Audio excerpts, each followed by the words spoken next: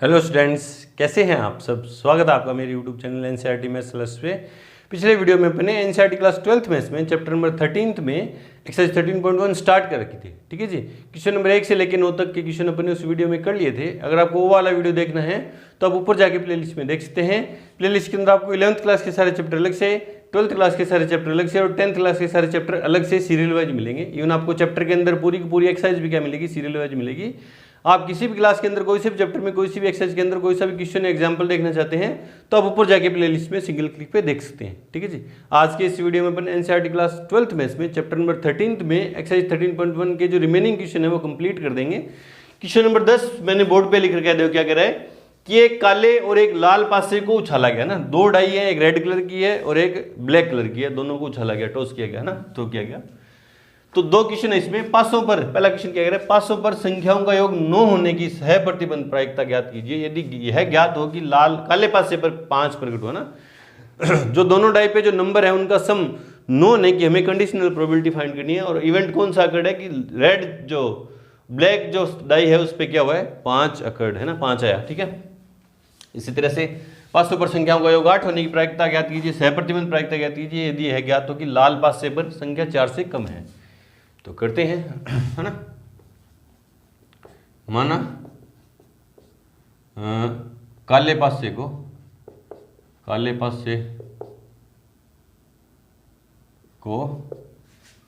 पहले एक काले और एक लाल पासे को उछाला गया ना, साथ साथ उछाला गया। माना पहला पासा काला है ना, माना पहला पासा क्या है, काला, व दूसरा क्या है, लाल है ना। ठीक है, ये पहला दूसरा क्यों नाम दिया, क्योंकि उसने बोला ना कि लाल पासे पर, तो लाल कौन सा लेंगे, फिर लाल कौन सा लेंगे, दूसरे वाला ना। और काले पासे पर, काला मतलब पहले वाला जो डाई है ना, तो इसका सैंपल स्पेस है ना, इसलिए दोनों को उछालने पर जो सैंपल स्पेस बनेगा वो क्या होगा, देखो उसमें कैसे एलिमेंट होंगे ना। अब पहला पासा कौन सा है, काला, काले पर क्या हो सकता है 1 और लाल पर क्या हो सकता है 1 है ना। इस तरह से 1 2 है ना, इसी तरह से चलते चलते 1 6 है ना। पहले पासे पर 1 से लेके 1 चलेगा और दूसरे पासे पर 1 से लेके 6 तक की डिजिट होंगे। ठीक है, पहले पासे पर 2 चल सकता है, दूसरे पर 1 से लेके 6 तक है ना, तो 2 2, इसी तरह से चलते चलते 2 6। ठीक है, और पहले पर 3 1 3 2, इसी तरह से चलते चलते 3 6। ठीक है, फिर 4 1 4 2, इसी तरह से चलते चलते 4 6 है ना। ये अपने दो डाई को एक साथ जब थ्रो कर दिया तो टोटल जो है 36 है ना, टोटल 36 आउटकम होंगे। वो लिखने अपने बहुत बार सीख लिए हैं। तो पहले पर क्या हो सकता है, 5 1 5 2, इसी तरह से चलते चलते 5 6। ठीक है, फिर 6 1 6 2, इसी तरह चलते चलते 6 6। ये 36 आउटकम होंगे ना। अब ए पार्ट में है ना, किसकी कंडीशनल प्रोबेबिलिटी पर मेरे को फाइंड करनी है, पासों पर प्राप्त संख्याओं का योग 9 होने की है ना। तो मैंने एक इवेंट डिफाइन कर दिया है ना, इवेंट ही डिफाइन कर दिया कि पासों पर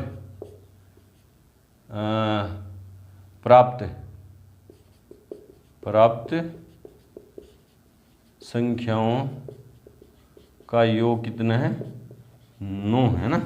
तो इस इवेंट में कौन से एलिमेंट होंगे, फिर देखो 9 कैसे कैसे बनेगा ना, 1 से तो बनेगा नहीं है ना, 2 से भी नहीं बनेगा, 3 6 से बनेगा ना, 3 6 और 4 5 ठीक है, और 5 4 ठीक है, और क्या है 6 3, और कहीं से भी 9 नहीं बनेगा। ठीक है, और दूसरा क्या है, इवेंट क्या है, जबकि काले पासे पर 5 प्राप्त हो ना, काले पासे पर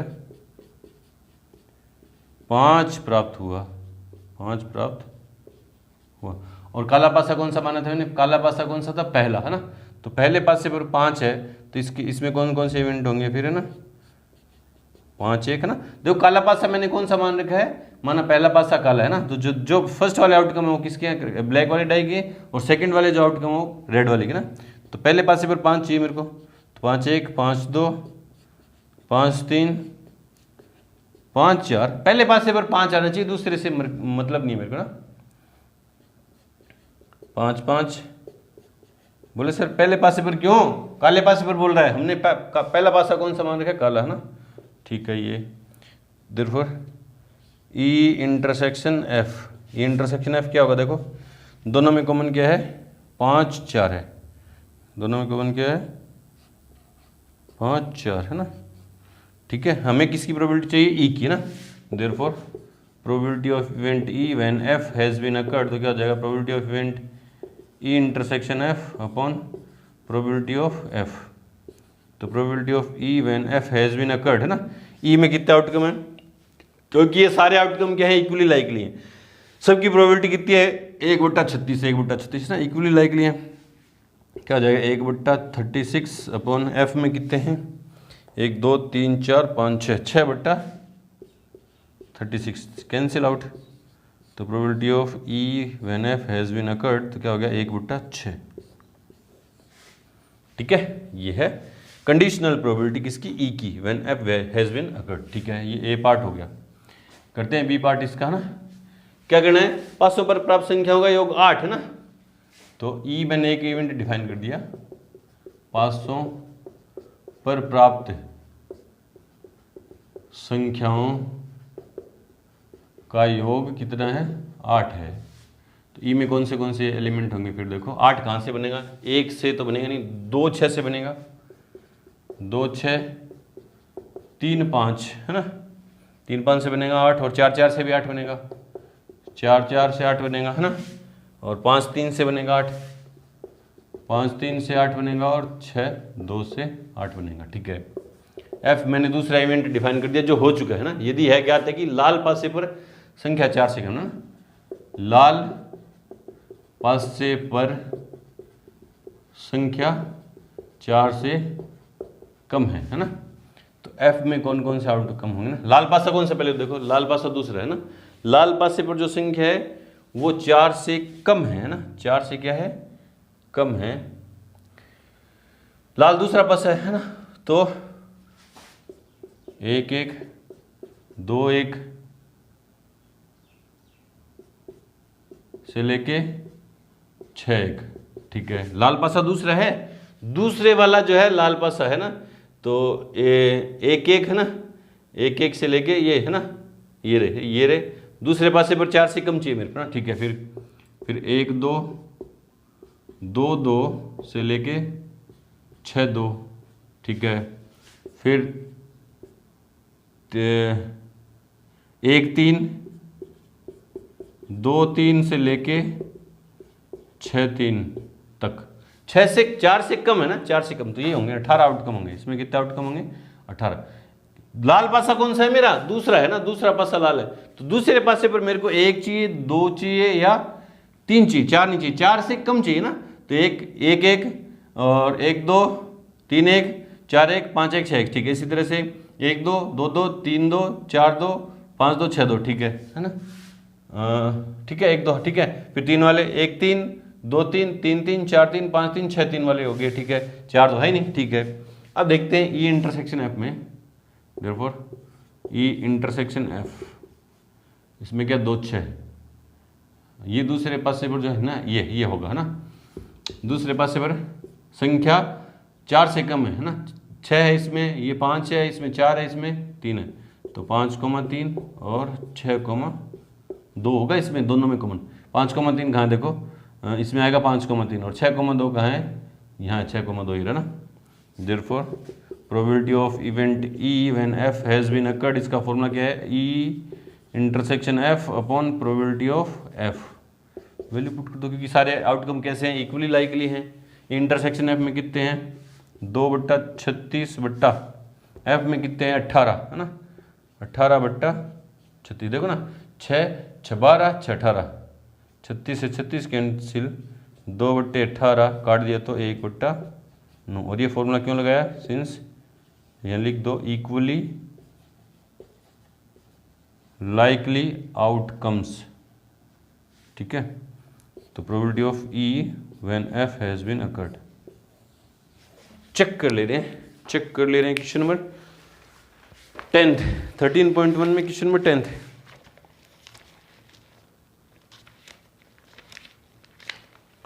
टेंथ में 1/3 और 1/9, 1/3, 1/3, टेंथ में 1/3 और टेंथ में क्या है 9 होने की है ना, 9, तो ई में 9 3 6 4 5 5 4 और 6 3, और तो 9 कहीं से होंगे भी नहीं, ठीक है। और काले पासे पर 5 है ना, काले पासे पर 5 आना चाहिए। काला कौन सा था, काला कौन सा था, पहला पासा काला है ना, तो 5 1 5 2 5 3 5 4 5 5 5 6 है ना, 9 1 तो यहाँ है, इन दोनों का इंटरसेक्शन यही तो है, एक ही तो आएगा, और तो कहीं 9 है ही नहीं ना। और ठीक है, ये अपना आंसर सही है, बिल्कुल सही है। इसी तरह से करेंगे, ये आंसर शायद मिस मैच है इसमें। चलो जी बढ़ते हैं क्वेश्चन नंबर 11 की तरफ। से पहले वीडियो को रोक के और नोट करें। क्वेश्चन नंबर 11 देखो क्या कह रहा है कि एक न्याय पासे को उछाला गया है, एक डाई को थ्रो किया गया और इवेंट डिफाइन कर दिया कि ई में कौन कौन से एलिमेंट हैं 1 3 5, एफ में 2 3 और जी में क्या है 2 3 4 5, ये इवेंट डिफाइन कर दिया ना। तो हमें ये प्रोबेबिलिटी, इनकी प्रोबेबिलिटी फाइंड करनी है, कंडीशनल प्रोबेबिलिटी जो दे रखी है सारी की सारी ना। तो करते हैं आंसर में, एक पासे को उछालने पर जो सैंपल स्पेस बनेगा वो क्या है 1 2 3 4 5 और 6, ठीक है। और फर्स्ट पार्ट में या गिवन है, पहले वो लिख दे रहे हैं ना, गिवन ई क्या है 1 3 5, ठीक है। और एफ क्या है 2 3 और जी क्या है 2 3 4 5, 2 3 4 5, ठीक है। अब जिसकी हमें प्रोबेबिलिटी फाइंड करनी है वो लिखते हैं ना, किसकी करनी है पी ई बाई एफ है ना। इसका फॉर्मूला मेरे पास क्या है, conditional probability of E when F has been occurred, क्या है P E intersection F upon probability of F है ना। तो इंटरसेक्शन एफ में कितने एलिमेंट, इंटरसेक्शन में क्या होंगे 3, देखो ना 3 होंगे, दोनों के दोनों में कॉमन क्या है 1/6, ऑल पॉसिबल आउटकम क्या है 6, और सारे के सारे क्या है इक्वली लाइकली हैं, 1 2, इसकी भी 1/6 1/6 1/6 1/6 1/6 है ना, सारे आउटकम इक्वली लाइकली हैं। ये इंटरसेक्शन एफ में कितने आउटकम होंगे, एक ही होगा देखो, तो उसकी प्रोबेबिलिटी क्या होगी 1/6 है ना, क्योंकि एक आउटकम होगा, वो कौन सा होगा यहाँ लिख देंगे, यहाँ लिख देंगे सिंस ई इंटरसेक्शन एफ क्या होगा 3, उसमें एक आउटकम होगा ना। और एफ में कितने हैं तो 2/6, काट दिया तो सॉरी यहाँ 2 ही रहेगा, तो काट दिया तो क्या आ गया पी ई बाई एफ क्या आ गया 1/2। चलो चलो चलो, और फिर पी एफ बाई ई क्या होगा, तो probability of E intersection F upon probability of event ई है ना। ई इंटरसेक्शन एफ की कितनी होगी 1/6, और ई में कितने एलिमेंट हैं 3 है ना, तो 3/6, 6 से 6 कट गया तो 1/3। चलो ये होगी, ठीक है। हाँ सेकंड पार्ट में किसकी प्रोबेबिलिटी फाइंड करनी है, probability of E when G has been occurred, तो क्या होगा probability of E intersection G upon probability of event G है ना। तो ई इंटरसेक्शन जी, ई इंटरसेक्शन जी में कौन कौन से एलिमेंट कॉमन होंगे 3 और 5, तो कितने होंगे 2/6 अपॉन जी में कितने एलिमेंट है 4/6, 4/6, और यहाँ लिख दो सिंस ई इंटरसेक्शन जी में कौन कौन से एलिमेंट है, ई में और जी में कॉमन क्या है 3 और 5, 3,5, ठीक है। 6 से 6 कट गया, 2 से काट दिया तो 1/2, तो प्रोबेबिलिटी ऑफ ई जी कितनी है 1/2, ठीक है। फिर किसकी चाहिए जी बाई ई की, probability of G by E, मतलब probability conditional probability of G when E has been occurred, इसका फॉर्मूला क्या होगा E intersection G upon probability of E, ठीक है। ई इंटरसेक्शन जी में कितने एलिमेंट है 2 हैं, तो 2/6, ई में कितने हैं, ई में कितने 3, तो 3/6, 6 से 6 कैंसिल आउट, तो probability of G when E has been occurred तो क्या है 2/3, ठीक है। थर्ड पार्ट करते हैं, थर्ड पार्ट ना, थर्ड पार्ट करते हैं, क्या है, probability of E union F when G has been occurred. तो इसको मैं यूं भी तो लिखता हूँ, इसको अपन दो तरीके से फाइंड करते हैं ना। इसका एक फॉर्मूला अपने प्रॉपर्टी देखी थी ना, कंडीशनल प्रोबेबिलिटी की प्रॉपर्टी क्या थी कि probability of A union B when F has been occurred. तो इसका फॉर्मूला क्या था, probability of A when F has been occurred plus probability of B when F has been occurred minus probability of A intersection B when F has been occurred. ये तो ये देखा था अपन ने। एक दूसरा जो सिंपल अपन फॉर्मूला लगाते रहे कि probability of G when E has been occurred. तो फर्स्ट का इस वाले का इसके साथ इंटरसेक्शन, मतलब इसका इसके साथ इंटरसेक्शन, तो क्या आ जाएगा, E यूनियन F का इंटरसेक्शन किसके साथ, G के साथ, ठीक है, और प्रोबेबिलिटी ऑफ G। तो E यूनियन F में देखो पहले कितने एलिमेंट है, E यूनियन F है ना, यहाँ लिख दो since E union F। E union F कहाँ है, ये रहा, 1 2 3 5, 1 2 3 और 5 है ना। इसका इंटरसेक्शन निकालूं मैं G के साथ, इसका इंटरसेक्शन G के साथ, तो 2 3 है ना। तो क्या होगा 2/6 और G में कितने हैं 4, 4/6, 6 से 6 काट दिया, 1/2। यहाँ लिख दो since E union F intersection G equals to क्या होगा, E यूनियन F ये रहा, वापिस चेक लो, E यूनियन F में 1 2 3 5 है ना, 1 2 3 5, उसका इंटरसेक्शन G के साथ निकालेंगे तो 2 और 3 है ना, 2 और 3 सॉरी 2 3 5 2 3 5 2 3 5 2 3 5, तो 3 एलिमेंट आएंगे, यहाँ पे कितने आएंगे 3, तो कितने हो जाएंगे 3/4, ठीक है। ये किसकी प्रोबेबिलिटी है, E union F when G has been occurred, ठीक है। ये हटा रहा हूँ यहाँ से ना, ये लंबा प्रोसेस हो जाता है इसलिए मैंने यहाँ से हटा दिया, ठीक है। फिर किसकी प्रोबेबिलिटी फाइंड करनी है, probability of E intersection F when G has been occurred. तो क्या हो जाएगा, probability of E intersection F intersection G upon probability of G है ना। E इंटरसेक्शन F कौन सा है, इसमें क्या कॉमन है 3, इसका G के साथ इंटरसेक्शन निकालूंगा, E इंटरसेक्शन F में 3 आएगा, देखो ना, E इंटरसेक्शन F में क्या आएगा, मैंने यहाँ पे निकाल भी रखा है, E इंटरसेक्शन F कहीं पे है क्या, ये रहा, इंटरसेक्शन F में एक एलिमेंट आएगा, कितना आएगा 3, ठीक है, और उसका इंटरसेक्शन में G के साथ निकालूंगा, उसमें भी 3 आएंगे ना। तो इसमें कितने एलिमेंट होंगे 1/6, और G में कितने एलिमेंट है G 4/6, 4/6, 6 से 6 कट गया तो 1/4। तो probability of E intersection F when G has been occurred, और यहाँ रीजन लिख दो since E intersection F intersection G equals to, उसमें एक एलिमेंट है कौन सा 3। चेक कर ले रहे हैं अपन आंसर, क्वेश्चन नंबर 10th 13.1 में, question number 10th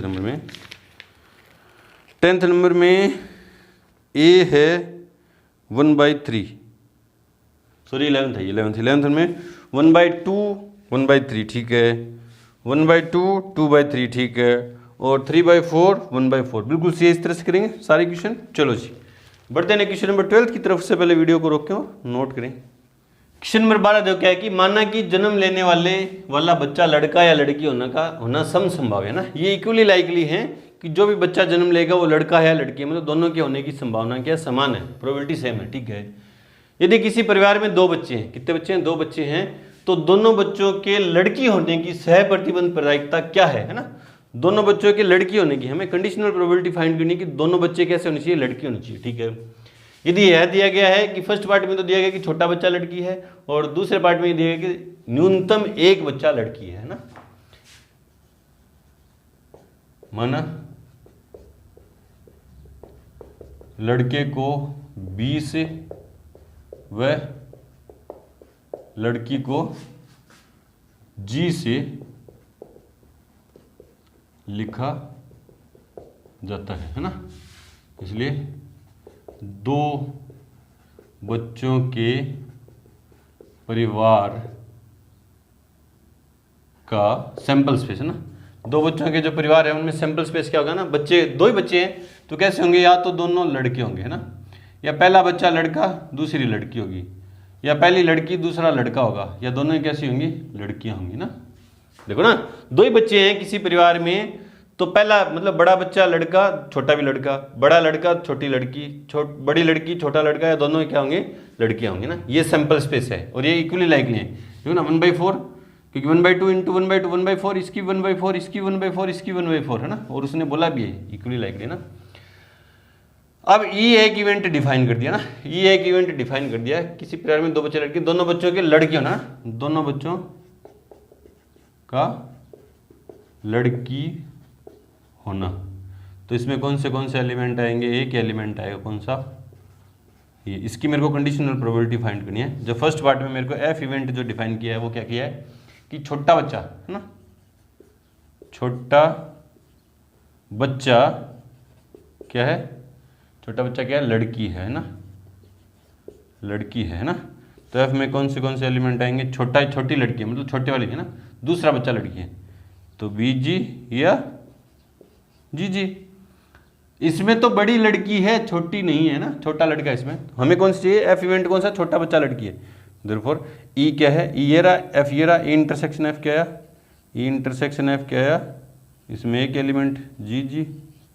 therefore probability of event E when F has been occurred क्या होगा, probability of E intersection F upon probability of F, value put कर दो। तो probability of E when F has been occurred है ना, ई intersection F में कितने outcome है, एक, ये आउटकम एक है, ये दूसरा, ये तीसरा, ये चौथा ना, ये स्थितियां है ना।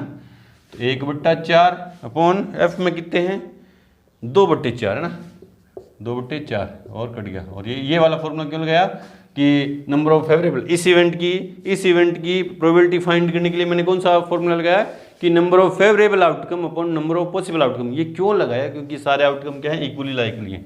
इक्वली लाइकली नहीं होते तो सर तो अपन एक्सियोमेटिक अप्रोच से करते ना। चलो, तो probability of E when F has been occurred वो क्या है, 1/2। चलो जी, सेकंड पार्ट में एफ जो दे रखा है वो क्या है, ई तो फर्स्ट और सेकंड पार्ट दोनों के लिए ही है ना। कंडीशनल प्रोबेबिलिटी तो मेरे को इसी की फाइंड करनी है कि दोनों बच्चे लड़के हैं। अब फर्स्ट पार्ट में जो इवेंट हो चुका है वो अलग दिया है, सेकंड पार्ट में जो इवेंट हो चुका है वो अलग दिया है ना। क्या दिया वो, न्यूनतम एटलीस्ट, न्यूनतम एक बच्चा क्या है, लड़की है ना। कम से कम एक बच्चा लड़की है, ज़्यादा से ज़्यादा जितने हो सकते हैं उतनी लड़कियां होंगी ना। तो इसमें कौन से आएंगे, बीजी, जीबी और जीजी है ना, मतलब दोनों लड़के, एक लड़की, कम से कम एक लड़की, उससे कम नहीं, ज़्यादा दो होती है, दो भी है ना। देयरफॉर ई इंटरसेक्शन एफ में कौन से एलिमेंट आएंगे, ये एक एलिमेंट आएगा ना, ये है दोनों में, ये रहा एफ ये रहा, दोनों में एक ही आएगा ना। Therefore probability of E when F has been occurred तो क्या आएगा, probability of E intersection F upon probability of F. तो probability of E when F has been occurred, E intersection F में कितने एलिमेंट है, एक, तो 1/4 अपॉन एफ में कितने एलिमेंट है, आपकी बार 3, तो 3/4, 4 से 4 कैंसिल, तो probability of E when F has been occurred वो क्या है, 1/3। चेक कर ले रहे हैं question number 12, question number 12 check कर ले रहे हैं। 12th में 13.1 में क्वेश्चन नंबर 12 फर्स्ट है 1/2, सेकंड है 1/3, बिल्कुल से इस तरह से करेंगे। चलो जी, बढ़ते हैं क्वेश्चन नंबर 13 की तरफ। से पहले वीडियो को रोक के और नोट करें। क्वेश्चन नंबर 13 देखो क्या कह रहा है कि एक प्रशिक्षक के पास 370 प्रकार के आसान प्रश्न, 270 प्रकार के कठिन प्रश्न, 500 बहुविकल्पीय प्रकार के आसान प्रश्न और 400 बहुविकल्पीय प्रकार के कठिन प्रश्नों का संग्रह ना। तो एग्जामिनर है उसके पास ट्रू फॉल्स के तो इजी क्वेश्चन तो 300 हैं और ट्रू फॉल्स के हार्ड क्वेश्चन 200 हैं और ऑप्शनल इजी क्वेश्चन 500 हैं और ऑप्शनल हार्ड क्वेश्चन 400 हैं। ठीक है, यदि प्रश्नों के संग्रह से एक प्रश्न यादृच्छा से चुना जाता है ना, उनमें से एक क्वेश्चन को रैंडमली चूज किया गया है ना, तो ठीक है, तो आसान प्रश्न की ना, आसान प्रश्न की बहुविकल्पीय होने की क्या प्रायिकता होगी ना, हमें प्रायिकता ज्ञात करनी है कि प्रश्न आसान है ना, और ये दिया गया है कि वो बहुविकल्पीय है ना, बहुविकल्पीय तो है, उसके आसान होने की हमें क्या करनी है, प्रायिकता ज्ञात करनी है ना। तो देखते हैं आंसर में कंडीशनल प्रोबेबिलिटी है, दिया है सत्य असत्य, सत्य असत्य आसान प्रश्न बराबर कितने हैं 300। सत्य असत्य कठिन प्रश्न बराबर कितने हैं 200। ठीक है। बहुविकल्पीय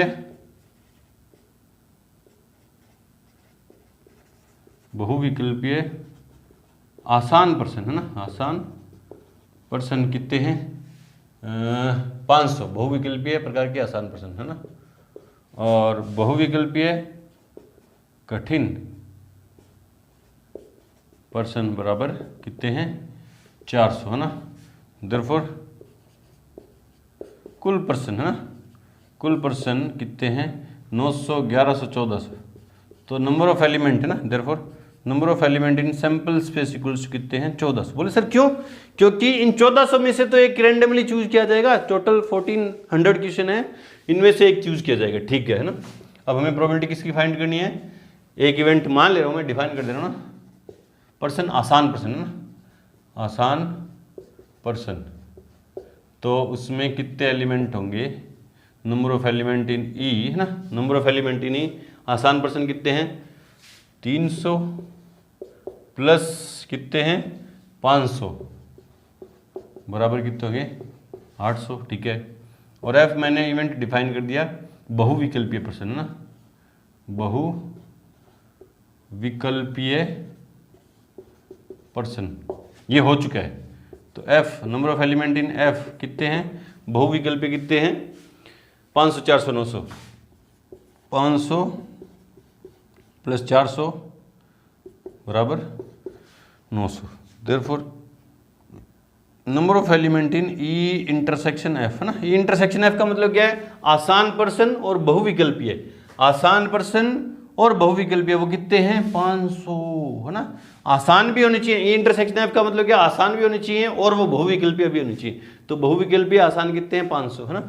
therefore probability of event E when F has been occurred, तो क्या होगा E intersection F upon probability of F. अब ई इंटरसेक्शन एफ में कितने एलिमेंट हैं 500 बट्टा में 1400। ठीक है। और ये वाला फॉर्मूला क्यों लगा रहा हूँ? क्योंकि रैंडमली चूज करें इनमें से है ना, तो सारे के सारे जो प्रश्न है वो क्या है इक्वली लाइकली, कोई सा भी चूज हो सकता है। 1/1400 इसकी सबकी प्रोबेबिलिटी है। और एफ में कितने एलिमेंट हैं? एफ में 900 बट्टे 1400। और ये वाला फॉर्मूला क्यों लगाया? क्योंकि इक्वली लाइकली आउटकम्स, और 2 0 से 2 0 कैंसिल आउट। तो probability of E when F has been occurred, तो 5/9। चेक कर ले रहे हैं आंसर नंबर 13.1 में क्वेश्चन नंबर 13।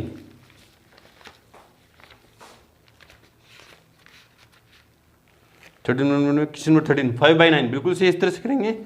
चलो जी बढ़ते हैं क्वेश्चन नंबर 14 की तरफ। से पहले वीडियो को रोक के नोट करें। क्वेश्चन नंबर 14 देखो क्या कह रहा है कि यह दिया गया है कि दो पासों को फेंकने पर प्राप्त संख्याएं भिन्न भिन्न है ना। दो डाई को थ्रो किया गया है और जो नंबर है ये तो दे दिया गया है कि जो दोनों पे नंबर है वो क्या है डिफरेंट है। ठीक है। दोनों पासों की संख्याओं का योग 4 होने की प्रायिकता क्या थी ना। इसकी कंडीशनल प्रोबेबिलिटी मेरे को फाइंड करनी है 4 होने की, जबकि ये दे दिया कि दोनों पासों पर संख्याएं क्या है भिन्न भिन्न है ना। तो देखते हैं आंसर में दो पासों को फेंकने पर जो सैंपल स्पेस बनेगा वो क्या बनेगा? देखो 1 1 1 2 से लेके अभी जो मैंने लिखा था थोड़ी देर पहले क्वेश्चन में 1 6, इसी तरह से 2 1 2 2 से लेके 2 6 6 6 12 3 1 3 2 से लेके 3 6 4 1 4 2 से लेके 4 6। ठीक है। और 5 1 5 2 से लेके कौन कौन से एलिमेंट हो सकते हैं 5 6, और 6 1 6 2 से लेके कौन कौन से एलिमेंट हो सकते हैं 6 6। ठीक है। मतलब therefore number of element in sample space equals कितने हैं 36। अब ई इवेंट मैंने डिफाइन कर दिया जिसकी प्रोबेबिलिटी मेरे को फाइंड करनी है ना। दोनों पासों की संख्याओं का योग 4 होना ना। दोनों पासों की संख्याओं का योग कितना होना, 4 होना। तो ई में कौन से आउटकम आएंगे वो देखो, 1 3 3 1 और 2 2 4 यही तो होगा। देखो एक तो 1 3 होगा और 2 2 होगा है ना, एक 3 1 होगा और कोई है क्या, ये और कहीं भी योग 4 नहीं होगा ना। ठीक है, एफ इवेंट जो है वो क्या है, दोनों पासों को फेंकने पर प्राप्त संख्या भिन्न है ना, दोनों पासों पर संख्याएं क्या हैं, अलग अलग हैं, क्या है, अलग अलग है ना। तो इसमें कौन से एलिमेंट होंगे, देखो ये सारे होंगे ना, बस कौन से नहीं होंगे, एक तो 1 1 नहीं होगा, 2 2 नहीं होगा, 3 3 नहीं होगा, 4 4 नहीं होगा, 5 5 नहीं होगा, 6 6 नहीं होगा। तो मैं इसमें से यूँ लिख दे रहा हूँ ना, सैंपल स्पेस में से कौन से एलिमेंट सब्ट्रैक्ट हो जाएंगे, 1 1 2 2 नहीं होगा, 3 3 नहीं होगा, 4 4 नहीं होगा, 5 5 नहीं होगा और 6 6 नहीं होगा ना। सैंपल स्पेस में से ये सब्ट्रैक्ट हो जाएंगे ना, दोनों पासों पर संख्याएं अलग अलग हैं तो उनमें से वो वाली संख्या हट जाएंगी जो समान है, 1 1 हट जाएगा, 2 2 हट जाएगा, 3 3 हट जाएगा, 4 4 हट जाएगा, 5 5 हट जाएगा और 6 6 है ना। बाकी सारे एलिमेंट सैंपल स्पेस के आ जाएंगे। देयरफॉर ई इंटरसेक्शन एफ में कौन से एलिमेंट आएंगे, ई इंटरसेक्शन एफ में कौन से एलिमेंट आएंगे, इंटरसेक्शन एफ में क्या 1 3 है, इसमें भी 1 3 होगा क्योंकि समान वाले हटेंगे, सैंपल स्पेस में से समान जो नंबर हैं दोनों पासों पर वो घट जाएंगे, तो 1 3 आएगा और ये 3 1 भी आएगा ना, 3 1 भी आएगा, ये नहीं आएगा क्योंकि ये तो घट गया ना। सैंपल एफ में कौन सा एलिमेंट नहीं है, ये नहीं है, ये नहीं है ना, ये नहीं है तो इंटरसेक्शन में नहीं आएगा। ये दोनों हैं एफ में, एफ में कौन से एलिमेंट है, सैंपल स्पेस में से सिर्फ वो वाले एलिमेंट घटे हैं, कौन से 1 1 2 2 3 3 4 4 5 5 6 6, तो ये आएंगे ये इंटरसेक्शन एफ में। Therefore probability of E when F has been occurred, तो क्या होगा, probability of E intersection F upon probability of F। Intersection F में कितने एलिमेंट है, 2, तो 2/36 है ना, क्योंकि ये सारे आउटकम कैसे इक्वली लाइकली हैं, सबकी प्रोबेबिलिटी कितनी है 1/36 1/36 है ना, इक्वली लाइकली है। तो अपन ये फॉर्मूला लगा सकते हैं कि number of favourable outcome number of possible outcome. Favourable इसके कितने हैं 2 और पॉसिबल कितने हैं 36। एफ के फेवरेबल कितने हैं, सैंपल स्पेस में से 36 में से 6 गए तो 30 अपॉन टोटल कितने हैं 36, 36 से 36 गया, 2 से काटा तो 1, 2 से काटा तो 15, तो probability of E when F has been occurred वो कितनी आई 1/15। चेक कर ले रहे हैं आंसर नंबर 14, आंसर नंबर 14 13.1 में क्वेश्चन नंबर 14, क्वेश्चन नंबर 14 क्या कह रहा है 1/15, बिल्कुल सही है, इस तरह से करेंगे। चलो जी बढ़ते हैं क्वेश्चन नंबर 15 की तरफ। से पहले वीडियो को रोकें और नोट करें। क्वेश्चन नंबर 14 देखो क्या कह रहा है कि एक पासे को फेंकने के परीक्षण पर विचार कीजिए, एक डाई को थ्रो किया जाता है, ठीक है आगे क्या बोल रहे देखो, यदि पासे पर संख्या 3 का गुणज है ना, यदि जो डाई पे जो नंबर आएगा वो 3 का मल्टीपल है तो पासे को पुनः फेंके ना, तो डाई को अगेन थ्रो करें, और यदि अन्य कोई संख्या प्रकट हो तो एक सिक्के को उछाले, है ना। देखो एक डाई को थ्रो किया गया, उस डाई पे अगर नंबर 3 का मल्टीपल आया मतलब 3 या 6 आया तो दोबारा डाई को थ्रो करेंगे, और अदर कोई नंबर आया तो कॉइन को टॉस करेंगे, ठीक है। घटना न्यूनतम एक पासे पर 3 प्रकट होना, दोनों में से किसी एक डाई पर 3 प्रकट होना दिया गया ना, ये इवेंट तो ये घटना तो घटित हो चुकी है, ये इवेंट तो अकर्ड है, तो घटना सिक्के पर पट प्रकट होने की प्रायिकता सह प्रतिबंध प्रायिकता ज्ञात कीजिए ना। तो पहले तो इसका सैंपल स्पेस लिखना है, ट्री डायग्राम से देखेंगे ना।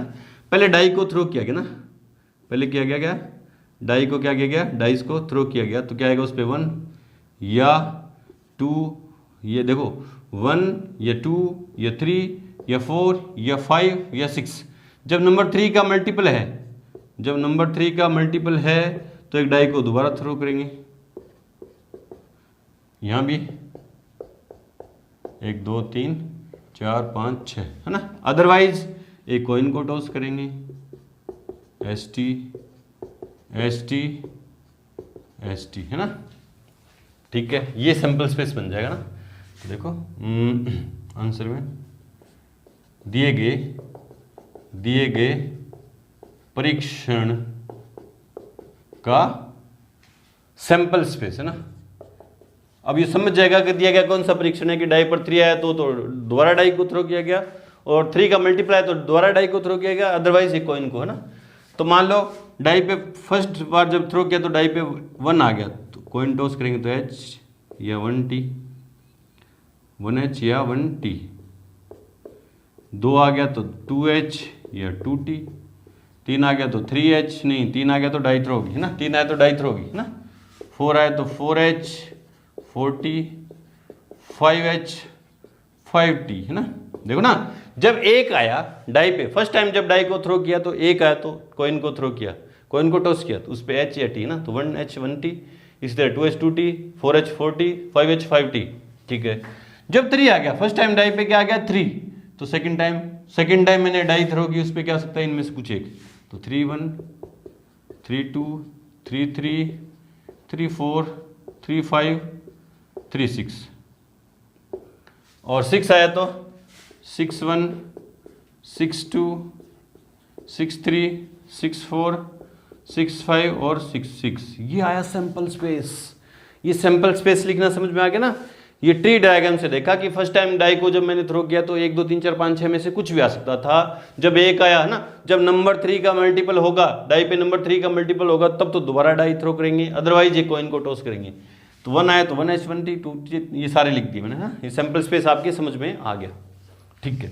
अब देखो, अब ध्यान से देखना, इस सैंपल स्पेस में जितने भी आउटकम हैं वो इक्वली लाइकली नहीं है।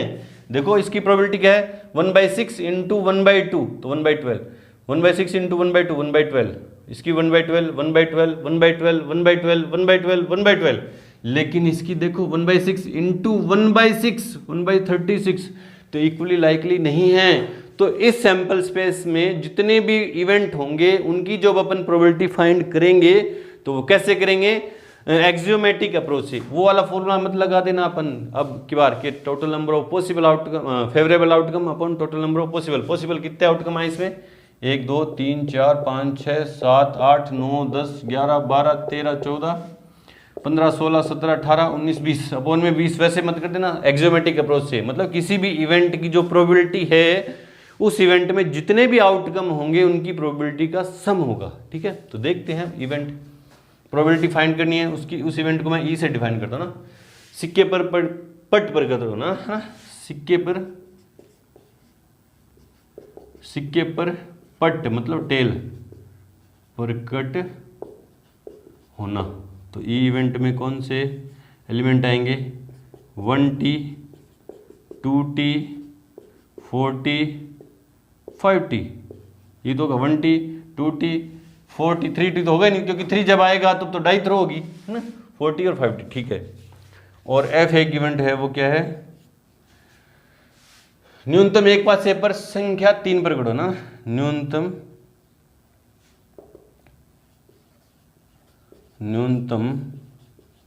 एक पासे पर संख्या 3 पर कट ना होना, है ना। मतलब 2 पासे हैं, दोनों में से कम एक पर, एटलीस्ट 1 पर तो 3 आना ही चाहिए ना, 3 आना ही चाहिए। तो देखो 3 1 3 2, ज्यादा से ज्यादा दोनों पे, कम से कम एक पासे पर 3 आना चाहिए, ज्यादा से ज्यादा दोनों पे भी आ सकता है ना। 3 4 3 5 3 6, ठीक है, और 6 3, ये भी होगा। दोनों में से कम एक पासे पर 3 आना चाहिए, दोनों पे आए तो अच्छी बात है, ठीक है। अब ई इंटरसेक्शन एफ, दोनों में कॉमन क्या है, कॉमन कुछ नहीं है, तो क्या है, फाई, है ना। Therefore probability of E when F has been occurred, क्या होगा, probability of E intersection F upon probability of F, है ना। तो 0 अपॉन प्रोबेबिलिटी ऑफ एफ, 0 क्यों, क्योंकि ये ई इंटरसेक्शन एफ क्या है, सिंस ई इंटरसेक्शन एफ क्या है, फाई है, रिक्त समुच्चय है, तो उसकी प्रोबेबिलिटी क्या होगी, 0 होगी, है ना। इसमें एफ की 0 नहीं होगी, है ना, प्रोबेबिलिटी ऑफ एफ इसकी 0 नहीं होगी, क्योंकि 1/36 प्लस 1/36 1/36 ये सारे होंगे, कुछ ना कुछ होगी ना। तो क्या हो जाएगा, E when F, probability of event when F has been occurred, वो क्या हो जाएगी, 0। यहाँ रीजन लिख दो, since probability of F not equals to 0, तो 0 आई। चेक कर ले रहे हैं अपना आंसर, चेक कर ले रहे हैं। ये जो ट्री डायग्राम था ये फेयर में भी बना सकते हो, रफ में भी, है ना। चेक कर ले रहे हैं 13.1 में क्वेश्चन नंबर 15 है कि क्वेश्चन नंबर 15 है ये, क्वेश्चन नंबर क्या है 15 है ये, 14 नहीं है, क्वेश्चन नंबर 15 0 है, बिल्कुल सही है। इस तरह से करेंगे। चलो जी बढ़ते हैं क्वेश्चन नंबर 16 की तरफ से। पहले वीडियो को रोक के और नोट करें। क्वेश्चन नंबर 16 और 17 दोनों बोर्ड पे हैं, दोनों इस एक्सरसाइज के लास्ट क्वेश्चन है ना, लास्ट क्वेश्चन है, और दोनों क्या है एमसीक्यू है ना, बहुविकल्पीय हैं। 16 नंबर देखते हैं क्या है कि यदि पी ए बराबर प्रोबेबिलिटी ऑफ इवेंट ए दे दी 1/2 और प्रोबेबिलिटी ऑफ इवेंट बी दे दी बराबर 0, तब P conditional probability of event A when B has been occurred, इसकी कितनी वैल्यू होगी ना। तो चेक करते हैं किसकी वैल्यू फाइंड करनी है अपन को आंसर में। Since probability of A when B has been occurred, इसका फॉर्मूला क्या है, probability of A intersection B upon probability of event B, है ना। तो probability of A intersection B, इसकी तो पता नहीं मेरे को वैल्यू, इसकी पता है कितनी है 0, है ना। सिंस ये दिया आपको ना, तो एनीथिंग अपॉन 0 क्या हो जाएगा, अपरिभाषित, परिभाषित नहीं, है ना, नॉट डिफाइन। तो इसमें कौन सा ऑप्शन अपना आएगा, सी, है ना। तो अपना कौन सा आंसर सी होगा, सी इज अवर करेक्ट आंसर। ठीक है, आसान सा क्वेश्चन था ये। तो 17 नंबर देखो क्या है कि यदि ए और बी दो घटनाएं इस प्रकार हैं, दो इवेंट हैं ए और बी, क्या दे दिया उनका, उनकी कंडीशनल प्रोबेबिलिटी ए की दे दी when B has been occurred equals to conditional probability of event B when B has been occurred, A has been occurred, है ना, और दोनों 0 के इक्वल नहीं है ना। गिवन आंसर में given conditional probability of event A when B has been occurred equals to है conditional probability of event B when A has been occurred, और दोनों 0 के इक्वल नहीं है ना। तो देखो इसका फॉर्मूला क्या है, probability of A intersection B upon probability of event B equals to probability of A intersection B upon probability of event A, है ना। ये दोनों कट जाएंगे। बोले सर क्यों, क्योंकि ये जो वैल्यू है नॉट इक्वल्स टू 0, है ना, ये नॉट इक्वल्स टू 0 है ना, ये वाली वैल्यू 0 नहीं है, 0 नहीं है, तो ऊपर वाली दोनों वैल्यू जो है, अगर ये 0 कब होगी ना, अगर ये 0 हो जाती, ये 0 होती, मान लो ये वैल्यू 0 है, कब होती, जब ऊपर वाली वैल्यू 0 अपॉन एनीथिंग 0 हो जाता है, लेकिन ये 0 नहीं है, ये पूरी वैल्यू 0 नहीं है। इसका मतलब क्या है, इसका जो न्यूमरेटर है, इन दोनों फ्रैक्शन का न्यूमरेटर है 0 नहीं है, और 0 नहीं है तो ये कट जाएंगे। अरे मान लो ये 3 है तो 3 से 3 कट जाएंगे, 0 नहीं है ना। सिंस, है ना, since probability of A when B has been occurred और probability of B when A has been occurred not equals to 0, तो कट जाएंगे ना। 0 नहीं है, ये वैल्यू 0 नहीं है, तो इनका न्यूमरेटर 0 नहीं है और न्यूमरेटर 0 नहीं तो कट जाएगा। अगर 0 होता तो नहीं कटता। अब क्रॉस मल्टीप्लाई करूँगा तो क्या हो जाएगा, प्रोबेबिलिटी ऑफ ए, क्योंकि यहाँ 1 है यहाँ 1 है, इक्वल्स क्या आएगा, प्रोबेबिलिटी ऑफ बी। तो कौन सा ऑप्शन सी है मेरे पास, ऑप्शन नंबर डी। कौन सा सही है, D is our correct answer. Check कर ले रहे हैं। क्वेश्चन नंबर 16 एंड 17 एक्सरसाइज 13.1 में 16 में सी और 17 में डी, बिल्कुल सही है। इस तरह से करेंगे। चलो जी, तो यहाँ पे आके हमारी एक्सरसाइज 13.1 कंप्लीट हुई। मिलते हैं अपनी एक्सरसाइज 13.2 के इंट्रो के साथ, तब तक के लिए गुड लक, थैंक यू।